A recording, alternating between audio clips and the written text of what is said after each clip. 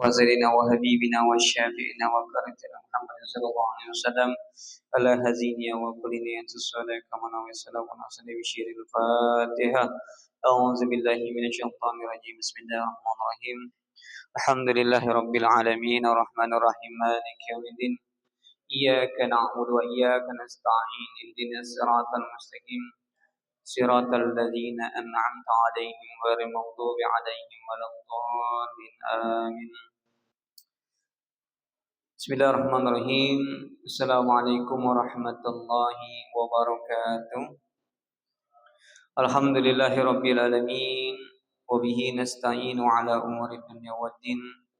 Wassalatu wassalamu ala Rasulillah sayyidina wa maulana Muhammadin wa ala alihi wa ashabihi ajmain.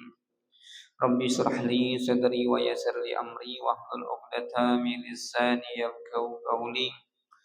Wasadid lisani wahdi qalbi bihaqqi sayyidina Muhammadin sallallahu alaihi wasallam. Subhanaka la ilma lana illa ma 'allamtana innaka antal alimul hakim. Amma ba'du. Alhamdulillah, puji syukur kepada Allah Subhanahu wa taala yang mana Allah masih memberikan kita nikmat kesempatan, nikmat ketaatan, yang mana nikmat ketaatan ini hanya orang-orang yang Allah pilih untuk bisa menjalankan ibadah. Bahkan dalam sholat berjamaah, hidayah itu datang bukan kepada yang dekat, bukan kepada yang jauh. Bahkan yang jauh pun selagi Allah berikan taufik wal hidayah, mereka akan hadir di dalam tempat-tempat kebaikan. Tapi akan sebaliknya, orang yang tidak Allah berikan suatu kebaikan, walaupun mendengar dan melihat, Allah tidak izinkan mereka untuk mendapatkan pahalanya berjamaah atau pahala duduk di dalam majelis ilmu. Kita lanjutkan kajian kitab Nusayidinnya, yaitu karangan Imam Haddad. Qala musannif rahimallahu wa nafa'ana bihi wa bi ulamihi fid dharain amin ya rabbal alamin. Masih pembahasan tentang keutamaan berjamaah ya. Warada an masiyal insanu ilal masjidi yaktubul lahu. Warid banyak sudah dari keutamaan orang yang berjalan melangkah ke masjid atau ke mushola atau ke masjid, tempat ibadah atau tempat kebaikan, majelis ilmu, yaktubul lahu, maka dia dicatat nilai pahala. Langkah kaki kita ini dicatat nilai ibadah. Belum ibadah tapi perlangkahnya dicatat ibadah. Wa ja'alallahu lahu sawabah, dan Allah akan menjadikan satu nilai sawab, pahala. Apa itu? Khatutun yakbiru biha anhu syai'an. Setiap langkah kaki itu yukafiru, penghapus daripada sayiat, kejelekan. Jadi orang yang melangkah ke tempat ibadah, ke masjid, itu satu langkahnya yukafiru biha anhu syai'an, penghapus kesalahan. Bayangkan, semakin banyak kita melangkah, semakin banyak juga kesalahan-kesalahan kita dihapuskan oleh Allah. Itu belum sholatnya, belum minta ampunnya, belum istighfarnya, baru langkah kaki. Ini kembali lagi hanya keimanan, hanya keimanan.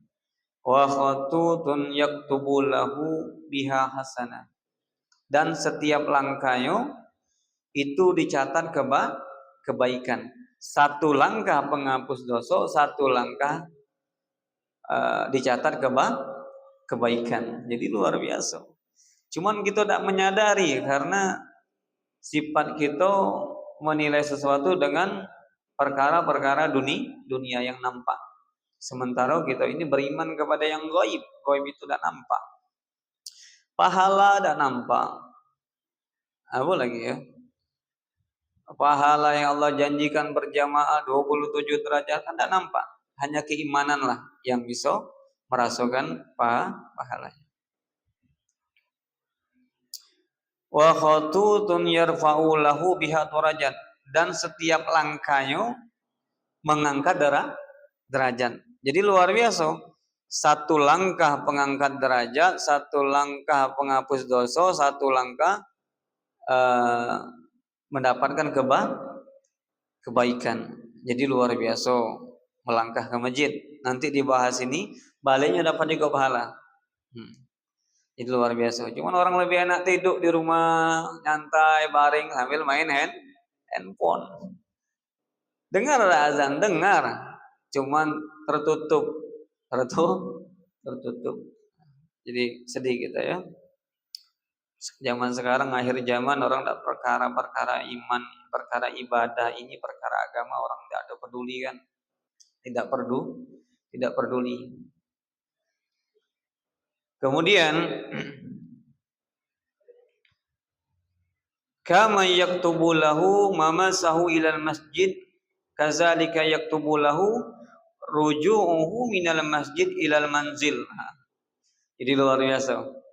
Dan sebagaimana dicatatnya orang yang berjalan itu ke masjid, demikian juga dicatatnya yaktubu lahu ruju'. Baliknya dicatat. Perginya dicatat, baliknya dicatat. Padahal baliknya kita tidak lagi ibadah. Dari majelis, dari kajian, dari apa. Jadi luar biasa.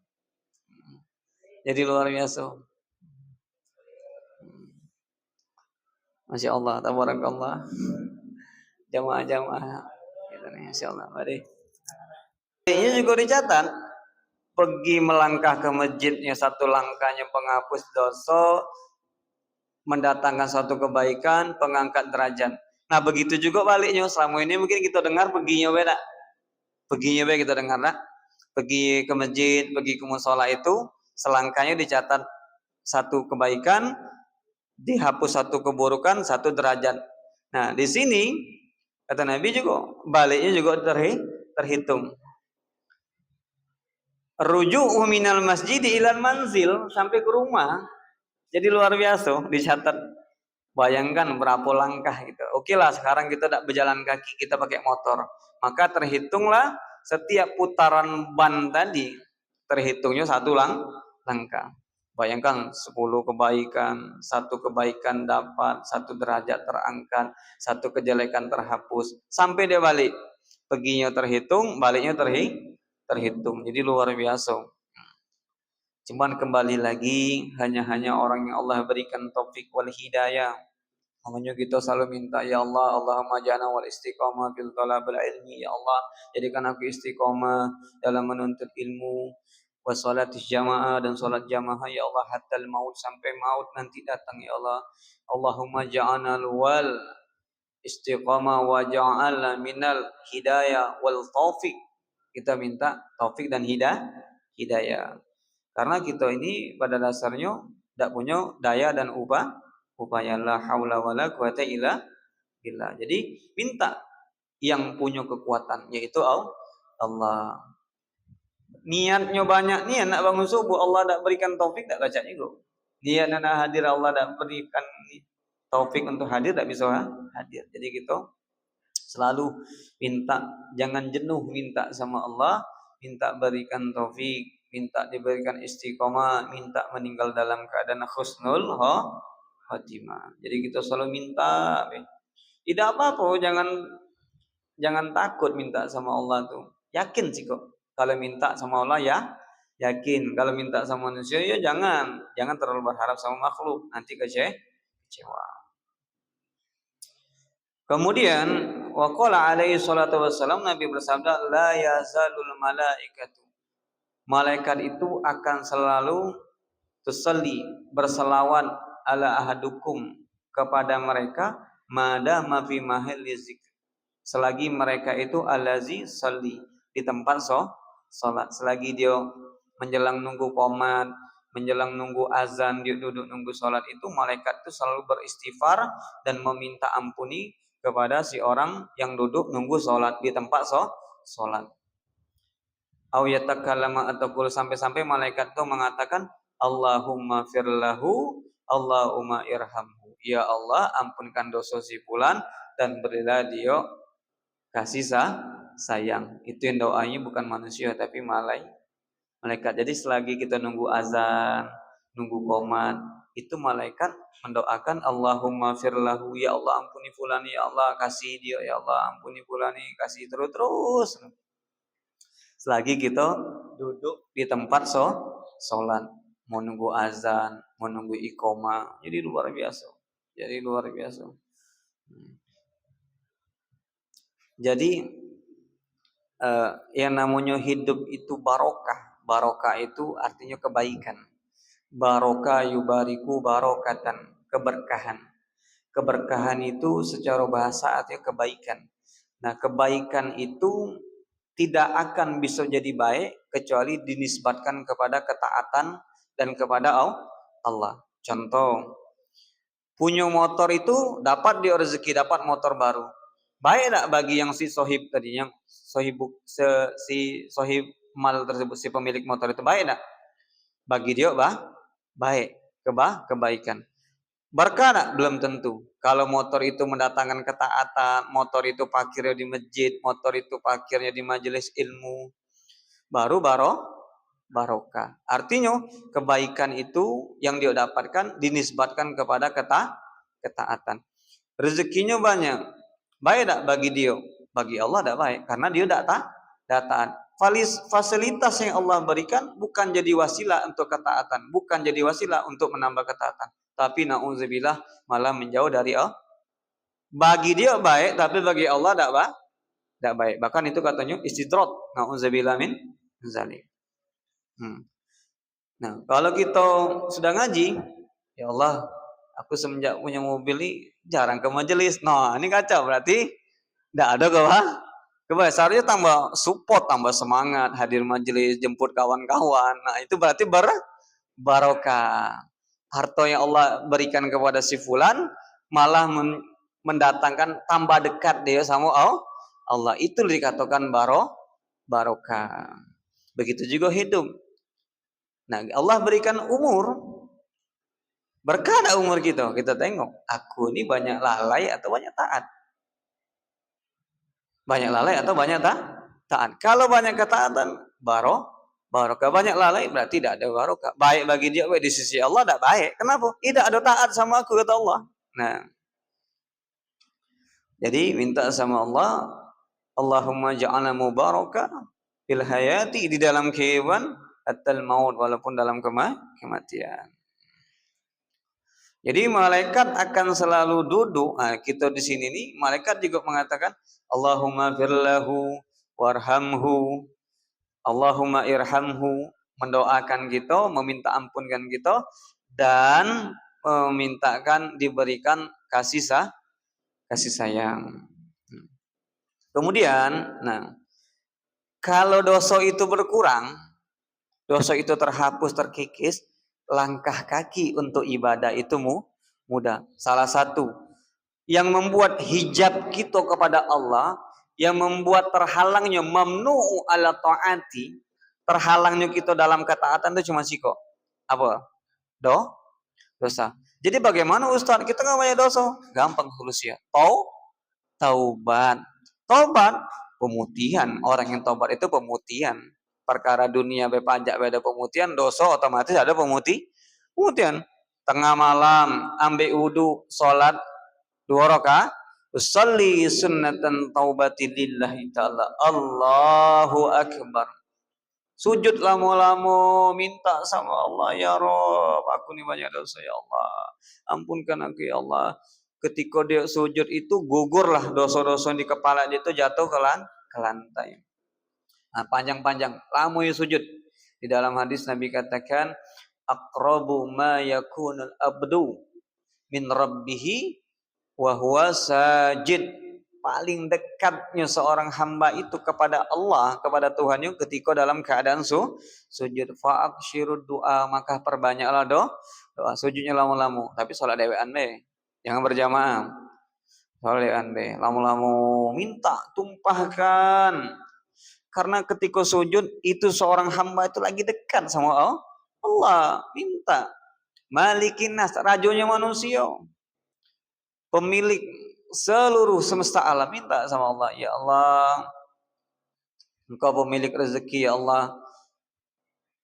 Tidak sulit ya Allah bagi Engkau ya Allah memberikan aku rezeki. Nah, ya betul kata Allah. Nah, aku kasih kata.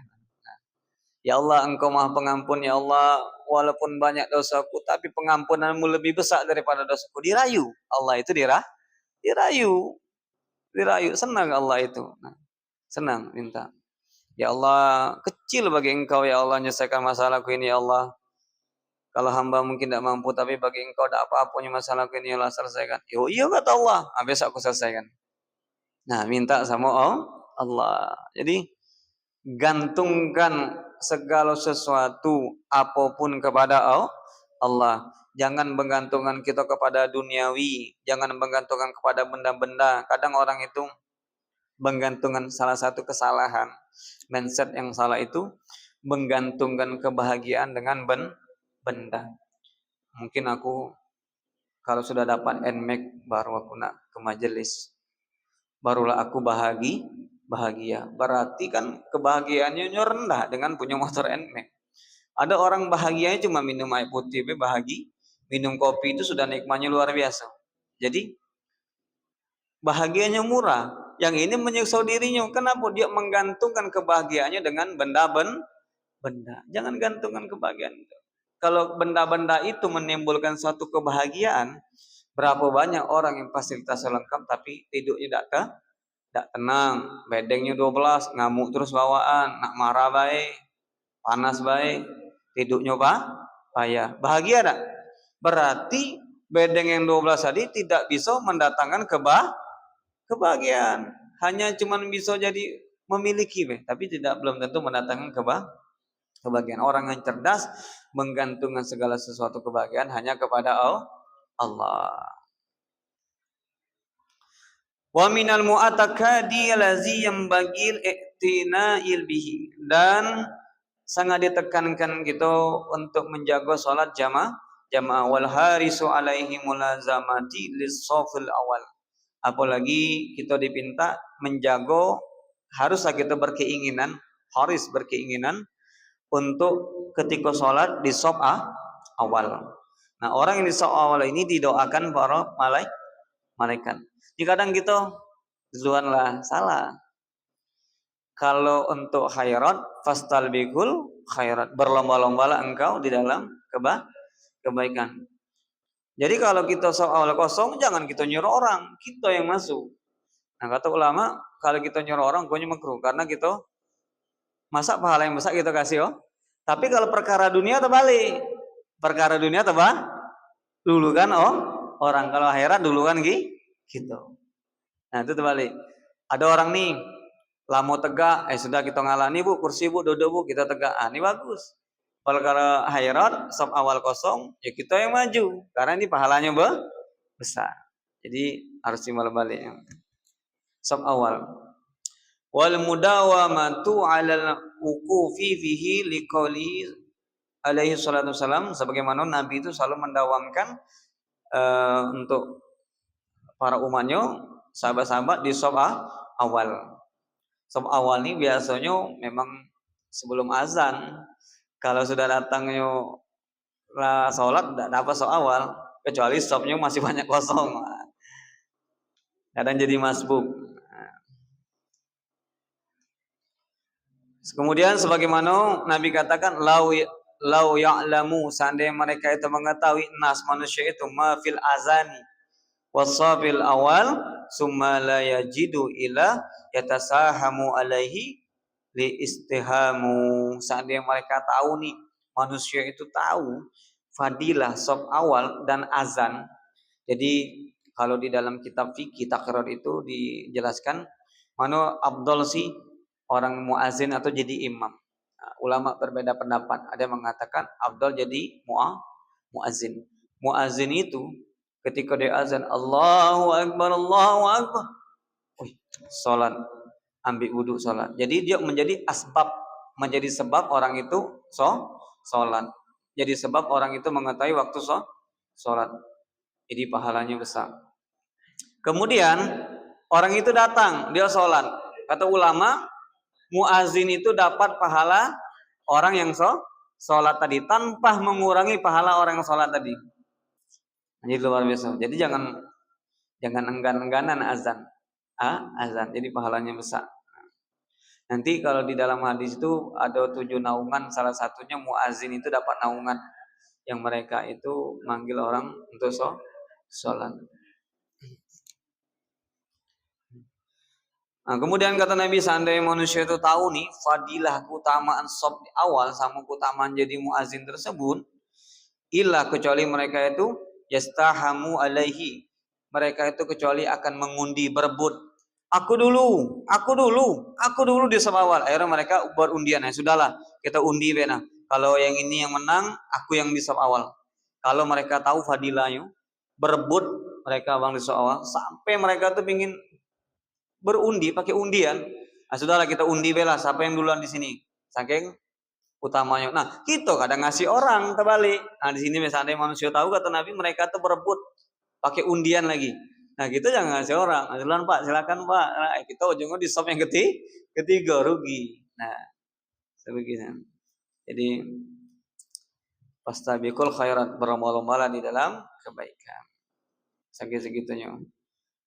Wa makna al-istahamu, makna istahamu itu adalah al-iqtira'u, yaitu undian.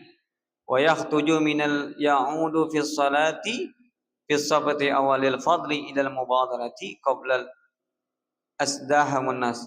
Jadi sangat ditekankan mereka itu manusia, kata Nabi, untuk, atau ulama Imam Haddad tadi, untuk duduk atau menempati di saf awal karena fadilahnya begitu besar. Ilal mubadirah, bersegera. Jadi memang berebutnya di saf awal, di saf awal. Cuman sekarang orang tanggung putar segan-seganan di saf awalnya apa? Segan-seganan di belakang gitu. Segan-segan, padahal fadilahnya besar ya. Padahal fadilahnya luar biasa.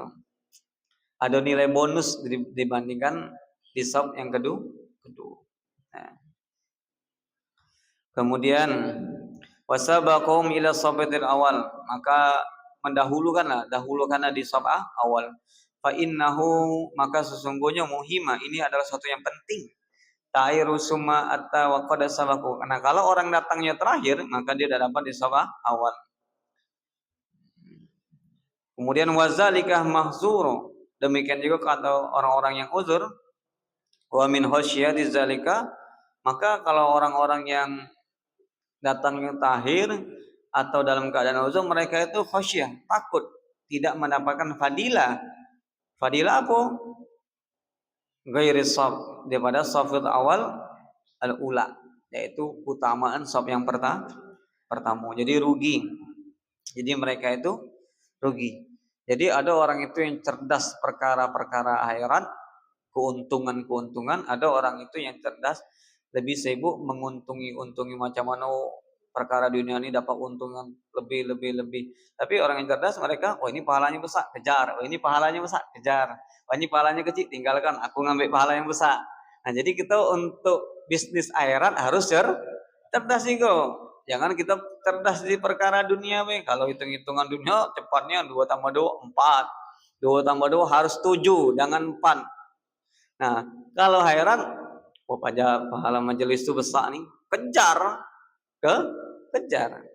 Pahala berjamaah ini luar biasa, dikejar segitunya. Sumayalu nafsuhu ala ta'iru. Nah, sisanya kalau dia dapat saf awal, maka dia dapat saf yang kedua atau ketiga. Yasbaqun nasu ilal awailul safu. Fil hadis la yazulu aqwamu yata'ahiruna hatta yuakhiruhumullahu. Tidaklah selalu hamba itu mentahhir-tahirkan. Kagetlah perkara-perkara akhirat, maka Allah akan mentahhir-tahirkan juga dia di dalam perkara dunia. Jadi kalau kita mau perkara dunia kita didahului juga perkara akhirat. Tapi kalau hayalah sholat, tidur baiklah. Ada majelis ta'ala. Nah, sudahlah. Allah juga nalai juga. Allah juga mengundur-undur juga. Apa diundur Allah? Rezekinya, keberkahannya. Diundur-undur juga ngapa? Kau beda peduli sama aku, kata Allah. Jadi utamakanlah perkara-perkara engkau kejar akhirat, dunia akan mengejarmu. Tapi kalau kau kejar dunia, akhirat pasti menjauh. Dunia itu akan tunduk kepada orang yang mengejar akhirat. Dia dewe yang datang. Ya Rob, aku pingin sama dia. Kata beras, aku pinginnya dimakan sama dia tuh. Kenapa? Kalau aku dimakan sama dia, aku dibawa sholat. Kalau ketemu orang yang fasik, tak ridho beras itu dimakan. Beras kan makhluknya Allah. Ya Rob, aku tak ridho dimakan dia. Dia itu maksiat terus. Dia tak bawa sholat. Aku ni rezeki engkau ya Rob, kata dia.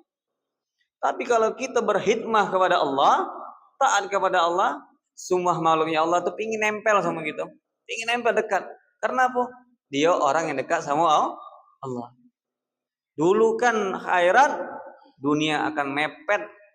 Bukan lagi ya, mepet. Kalau mepet itu berarti itu dekat. Tapi kalau kita mengakhiri akhirat, jangan salah. Semakin kita kejar dunia, semakin dunia itu menjauh.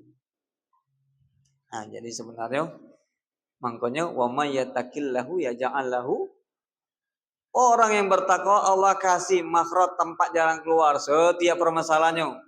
Wa yarzuqhu, Allah beri rezekinya min haitsulah, tak pernah disangko-sangkonyo. Ada we jalan keluarnya. Lepas yang 2 dapat yang 4, lepas yang 4 dapat yang 6. Karena dia bertakwa. Dia bertakwa. Tapi kalau tidak bertakwa, lepas 2 dapat 0. Kejar 3 dapat 1. Nah, jadi kita yang itu ayat Allah. Allah yang mengatakan, barang siapa yang bertakwa kepadaku, aku kasih jalan keluar setiap permasalahan kehidupan engkau. Jika kuncinya takwa. Warazzuqhu, Allah beri rezeki min haitsu la tahsib. Aku beri rezeki kalian dari hal yang tidak pernah kalian sangko-sangko, tidak kalian duga-duga, Allah kasih. Jika kuncinya takwa. Pada hakikatnya kita kan disuruh Allah untuk bertakwa. Kita bertakwalah, kata Allah. Cuman ala kulihal, inilah cuman majelis ilmu inilah salah satu yazidul iman, untuk menambah keimanan kita. Handphone itu kita pakai tidak pernah dicas lama-lama, baterainya habis 1%, ujung-ujungnya mati. Keimanan ini tidak pernah dicas dengan ilmu, tidak pernah duduk sama orang soleh, tidak pernah mendengarkan Quran, tidak pernah mendengarkan hadis, lama-lama minus, mati. Apa yang mati? Hati kita. Nauzubillah min zalik. Dengan majelis inilah, ya Allah aku salah, ini pahalanya besar. Tempat kita rasa takut, kita tahu ancaman pahala besar, ada rasa harapan. Duduk di majelis ilmu. Cuma ala kulihal sedikit memang orang yang kurang ittifaq, sepakat atau yang mencintai daripada majelis-majelis ilmu. Innamal bu'istu li utamima. Aku tuh diutus, kata Nabi, untuk mengajarkan, mengajarkan. Nabi itu majelis setiap malam sama sahabat, terus Nabi itu. Bahkan orang yang hadir majelis itu efek dia balik dari majelis, keberkahannya, larinya kepercayaannya ke anaknya, ke istrinya, rumahnya barokah. Rasakan ada kebaikan di dalam rumah tangganya. Orang yang hadir majelis. Wa minas sunanil, ada lagi sunnah muhimati, yang penting, maghful, tapi sunnah ini banyak orang yang lalai, banyak orang yang lupa anha daripadanya. Apa tuh sunnahnya? Taswiyah suhu wa taraisu fiha. Dan ketika dia jadi imam atau dia sholat, dia lupa, lalai untuk merapikan saf. Jadi sunnah bagi imam itu sawu sufufakum fa inna tasfiyatus saf, luruskan, rapikan saf, sunnah bagi imam. Sunnah bagi imam. Atau bahasa Indonesia, rapatkan safnya agar sholatnya sempurna. Kemudian watarisu, dan barisan dirapatkan fiha di dalamnya, faqad kana alaihi salatu wassalam, sebagaimana Nabi katakan, yatawalli fa'ala zalika bi nafsihi, engkau ambillah atau hendaklah engkau itu mengingatkan untuk merapikan shaf. Wa yaksirul kharidah, dan kebanyakan dianjurkan alaihi wal amru, diperintahkan, litasawuna sufufakum, dan diperintahkan untuk merapikan shaf ketika salat, liyakhallifunallahu, agar Allah tidak mencerai-beraikan baina qulubikum, di antara hati kalian. Jadi kata Nabi, kalau hati kalian tidak mau pecah belah, rapikanlah shaf kalian. Rapikanlah shaf kalian. Kalau kita ini bagaimana nak merapikan? Yang isi shaf dah ada. Macam mana nak merapikan ya? Rapikan tuh kalau ada jamaah. Oke, imamnya lah, ada imamnya lah, qomat, imamnya azan, jadi imam pula. Sau sufufakum. Ditengok CCTV, nah imam ni kok tak nyuruh rapikan shaf, jamaahnya dah ganti. Jadi insya Allah ente deh ada malaikat, ente itu dah hadir salah dewe, kamu dah hadir di situ. Sedih kadang tengok imam musola. Azan lah dewean, qomat lah dewean. Betul ada Pak David nih kadang ngawan makmum yang setia. Tapi macam mana? Luruskan, rapikan, dewean di situ. Dewean. Kalau berdua, bertiga, enak juga rapatkan Pak David, rapat sama sapu tembok kan mungkin ke situ. Rapatkan kemana Pak David? Ke sana, ke tembok. Masya Allah, itulah. Kita ajak kawan-kawan yang belum terbuka hati, kita ajak, jangan kita dapat masuk surga, kalau bisa ajak kawan juga masuk surga, ajak majelis. Nah, orang tuh belum tahu kalau duduk majelis enak, enak, parahnya besar.